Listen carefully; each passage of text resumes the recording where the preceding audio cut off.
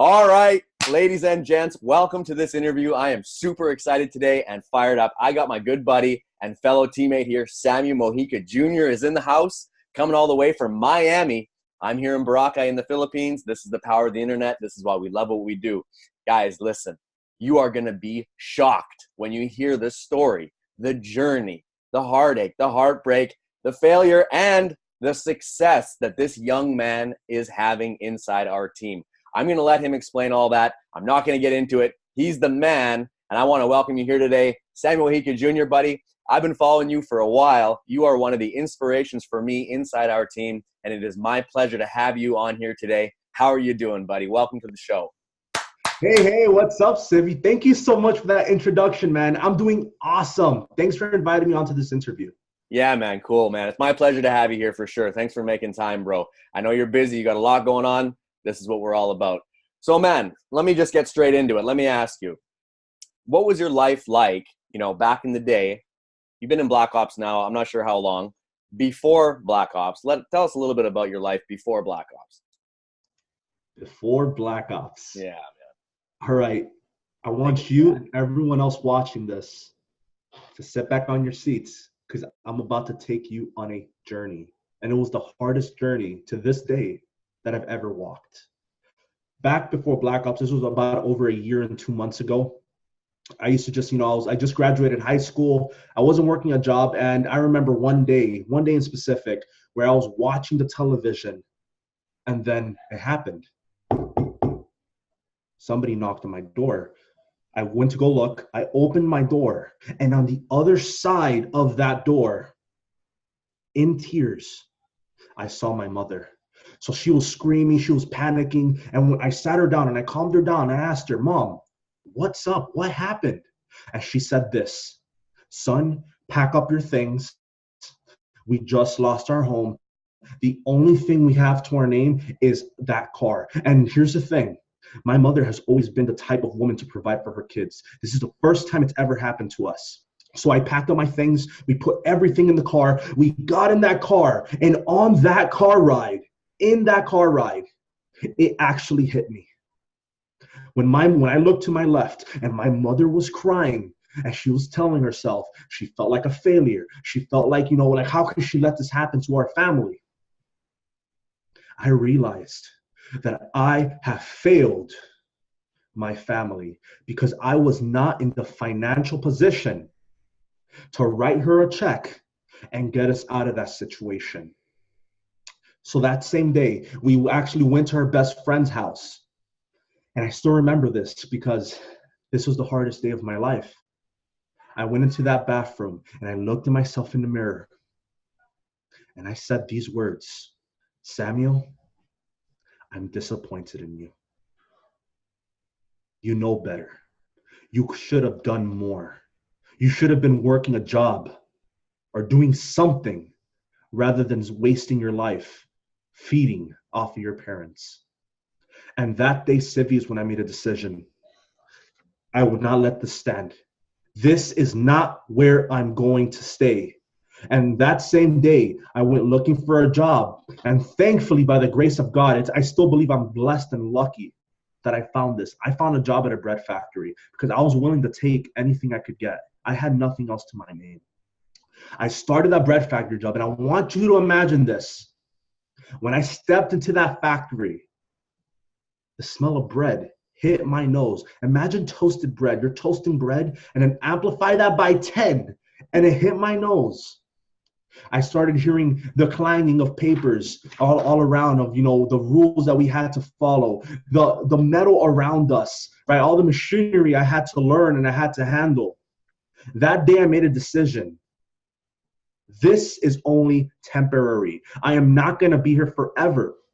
I'm going to be here and I'm going to learn what I have to learn. And I'm going to save up money because I know that my potential is worth more than my current position at that job. And chances are you that's watching this, you're probably at the same spot where your potential is worth more. So after working at the bread factory, I lasted 6 months. Month number four, I came across a man. His name was Darren Little. I reached out to Darren and I told him, Darren, I'm sick. I'm sick and I'm tired of working this bread factory job. Darren, I'm exhausted. My feet hurt every single night. I have to heat up a bucket of water so that I can dunk my feet in it so it can be ready for the next day.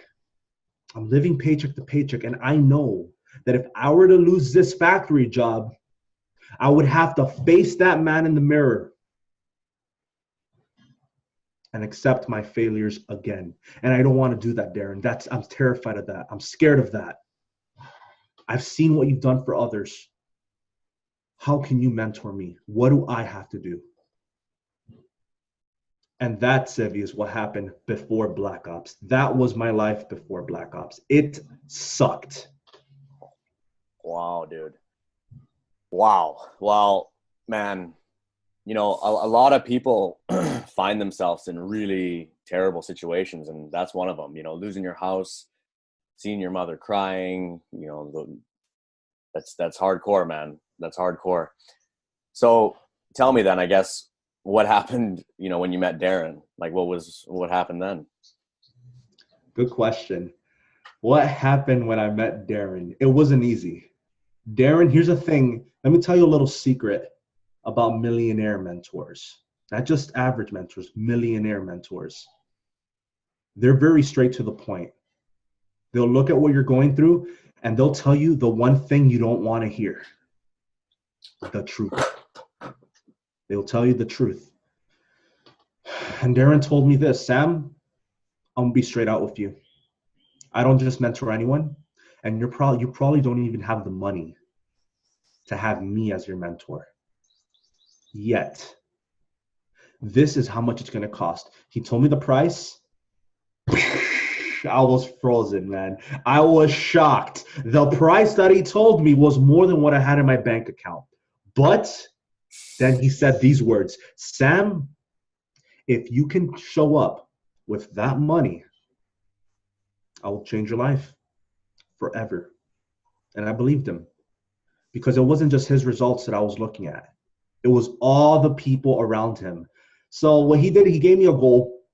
For the next 3 months, I started working 14 hours a day at the bread factory. I started working every single Saturday, Monday through Saturday, for 12 to 14 hours a day because I was hungry. I knew that this was my ticket. And here's the thing, when you find your opportunity, when you find that one thing that you've been waiting for, you only have a short period of time to act on it.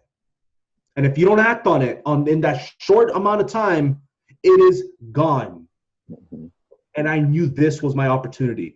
I needed that program. I needed to join Millionaire Mentoring to change my life forever. 3 months, I started saving money. And I remember this week, I went up to my boss and I told him, thank you. First and foremost, I told him this, thank you. You saved my life. Thank you so much for this opportunity. Look, I found something different. I found where my passion is, and I'm going to quit this job this week. And my boss told me, Sam, are you sure? And I looked him in the eyes and I said, yes, I'm sure. And he said, Sam, this week you're out then. And I'm like, awesome. I left on Friday. That Saturday, I joined Black Ops. I joined Millionaire Mentoring. And Civi, on my first 4 days, the first 4 days of training, not 44, I made $1,400. On day number 5, I made another $1,350. From day number 5 to day number 10, I made $10,000.